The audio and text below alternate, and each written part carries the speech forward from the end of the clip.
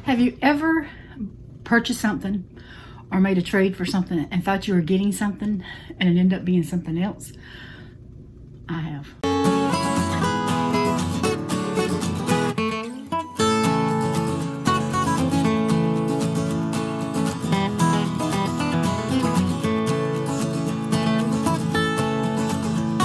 So welcome to Shumpert's Hill.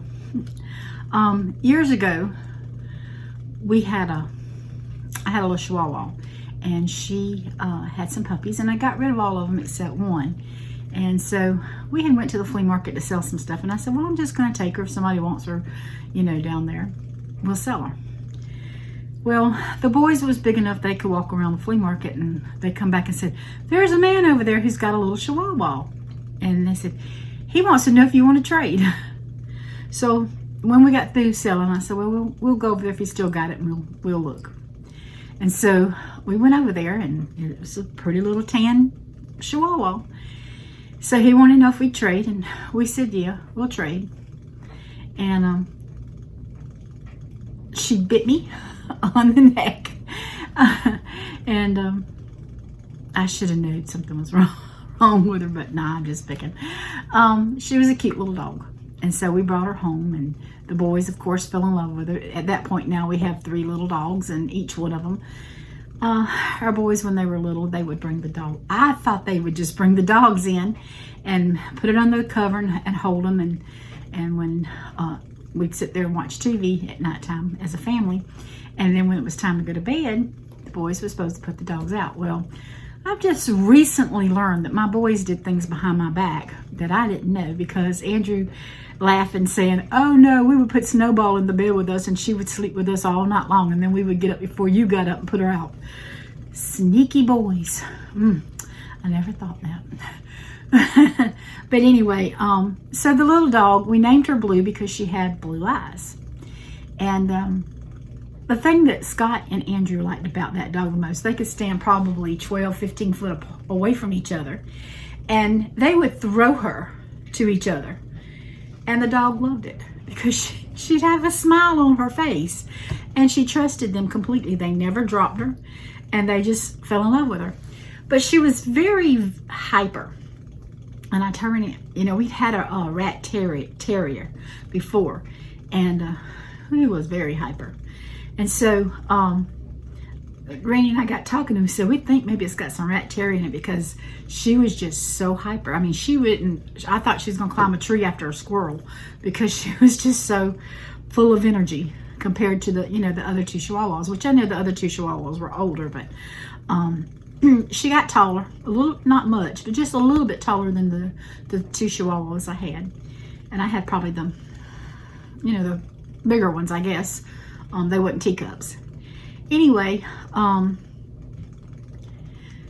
one day, the man and woman that we had traded with, they didn't stay too far from us. I didn't know them, but for some reason they stopped by one day, and they came up to the porch, and we sat on the back porch and talked for a while, and they said they loved that little Chihuahua, and she was just so sweet, and they was talking about her, and then they seen Blue, and I told her, the boys loved her, and he kept talking. He let it slip that she was half Chihuahua and half rat terrier dog. I could have confronted him right then and there, because I traded with him a full-blooded Chihuahua, thinking I was getting a full-blooded Chihuahua, and I didn't. I got a Chihuahua and a rat terrier. But the boys were okay with that. They loved it. I didn't say anything because my family had fell in love with it. I had 3 boys, and they loved that dog, so I would never have taken that pleasure of them throwing her back and forth. I told them not to drop her, and I told them not to do it, but boys will be boys, and if that was the worst thing they ever done in their life was throw the dog, and she smiled about it, let it be. So I know that Kobe came as a Christmas present to my house. I have to tell you, some days I love him to death. And some days I want to wring his neck. He's a little hard-headed.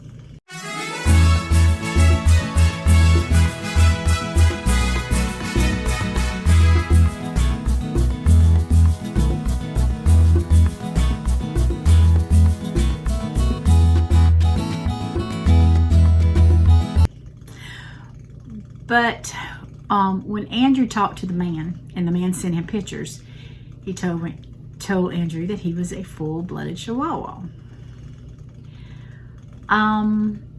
That's not the case. As Kobe began to grow, his body was getting longer. And Andrew said, I think he's got Dachshund in him. And I said, well, I had a Chihuahua growing up that had little ears drooped a little bit, and his tail curled up a little bit. And I thought, no, it could be a Chihuahua. Well, one day he was sitting, and the way he had his little paws, I realized I had a Dachshund. So I have what you call a Mexican hot dog or a German taco. I have a Chiweenie. So I have half Chihuahua, I think, and half Dachshund. And I was talking to Scott, my oldest son, and telling him that I didn't get what Andrew thought we were getting. You know, I thought we was getting a full-blooded Chihuahua. And Scott said, well, remember Blue? He said, she wasn't full-blooded, but that was the best dog. To him, it was the best dog because he could throw her up. And they had many, many good years with her.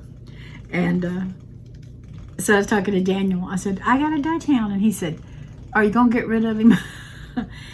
No, I'm going to keep the little Chiweenie, because sometimes when we make a trade or we buy something and we think we're getting one thing and we get something else, we find out that we actually like what we got.